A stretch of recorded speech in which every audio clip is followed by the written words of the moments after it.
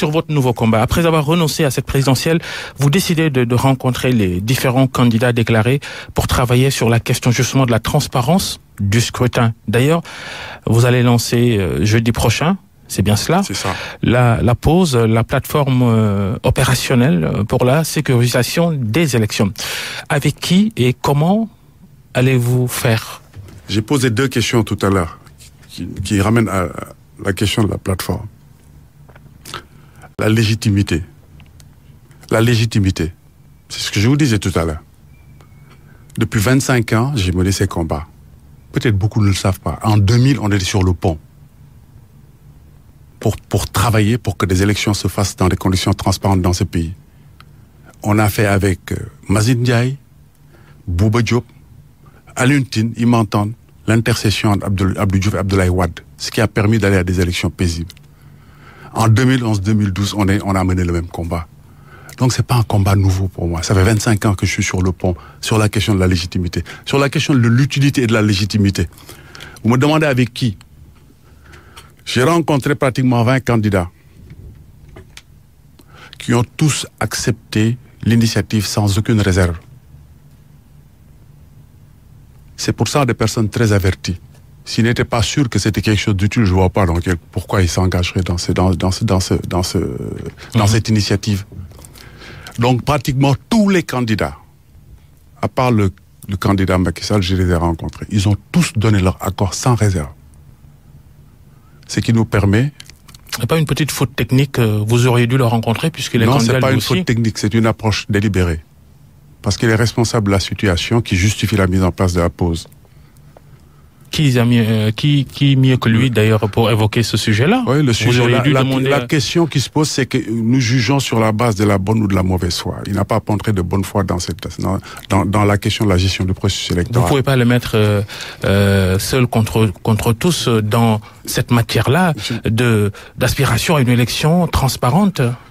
Nous ne le mettons pas seul contre tous. Nous avons un souci de sécurité des élections, de transparence. Et nous avons en face de nous quelqu'un qui n'est pas de bonne foi par rapport à ce souci de transparence et de c'est pas un peu subjectif C'est pas subjectif. Je vais vous donner des éléments de fait. C'est totalement objectif. On sort de 2 élections. Vous êtes les historiens du présent, vous les journalistes. Vous avez oublié les élections législatives de 2017? L'histoire des cartes d'identité. Les cartes d'identité, l'élection la plus calamiteuse jamais organisée dans notre pays. On a 1 500 000 Sénégalais. On a connu 96 élections municipales et régionales. On n'a jamais vu 1 500 000 Sénégalais sans carte d'électeur. Après qu'on ait dépensé 52 de nos milliards dans des conditions opaques. D'ailleurs, ça, on n'en parle plus, on scandale. Oui, justement, ça, ce sont des faits. Donc, ce n'est pas subjectif du tout. Donc, aujourd'hui, nous avons mis en place cette pause parce que toutes les actions qui ont été menées, les actions classiques, c'est-à-dire rencontre avec le président, l'opposition l'a fait. Protestation, manifestation. Concertation sur le processus électoral au ministère de l'Intérieur. Mais tout ça a été fait. Les interventions de toutes les sommités sociales, religieuses, politiques, sociétés civiles dans ce pays, vous vous rappelez, le 19 avril, tout le monde est intervenu pour que le président Macky Sall accepte de s'asseoir avec des gens et diffère le vote de la loi pour qu'on trouve une solution. Il a pris son avion, il a quitté le pays. C'est des indicateurs. Donc, il faut apprendre du passé. Il a aussi appelé souvent à dialoguer avec les différents acteurs et des gens ont décidé de ne pas répondre. Parce qu'ils nous voient trop souvent. Le dialogue se fait sur la base de la bonne foi. C'est ce qui précède le dialogue qui rend le dialogue possible. Quand la personne a les attitudes appropriées pour créer les conditions d'un dialogue. Mais quand le dialogue est instrumental, utilisé pour louvoyer, les gens d'en face ne sont pas des enfants. C'est pour ça qu'après qu'il refuse. Parce que il a une performance qui est évidente, que tout le monde constate à son passif. C'est la première fois qu'on va aller à des élections sans consensus. Ça, c'est des faits.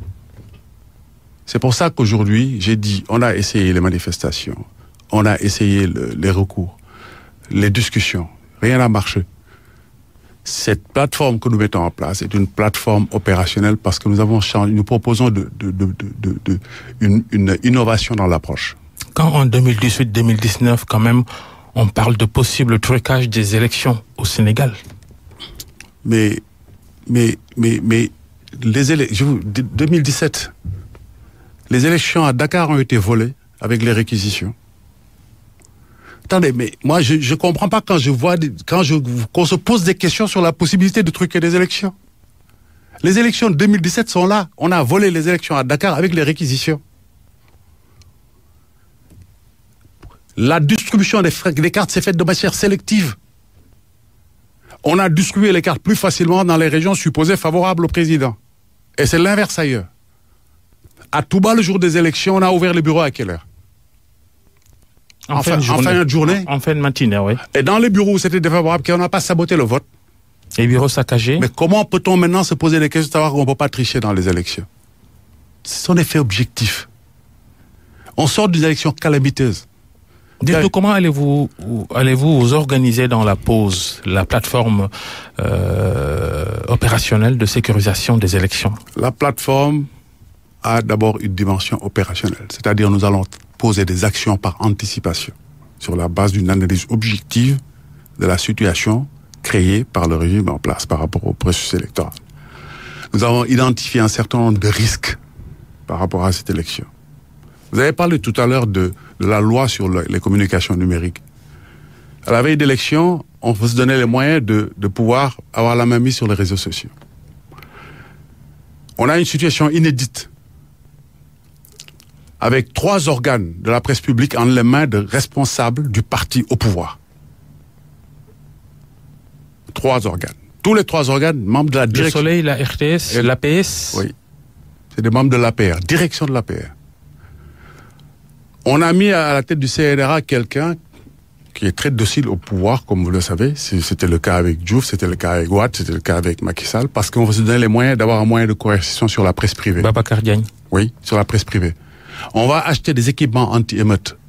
Alors qu'il y a 40 000 étudiants qui sont dans la rue parce qu'on n'a pas payé les universités privées et des jeunes sont en train de mendier à Thiès pour manger parce que les restaurants sont fermés, faute de paiement des gérants de restaurants. On va acheter des équipements... Juste un petit milliard. Des équipements anti-émeutes à la veille d'élection. On distrait tout le monde avec le parrainage. On triture la distribution des cartes d'électeurs.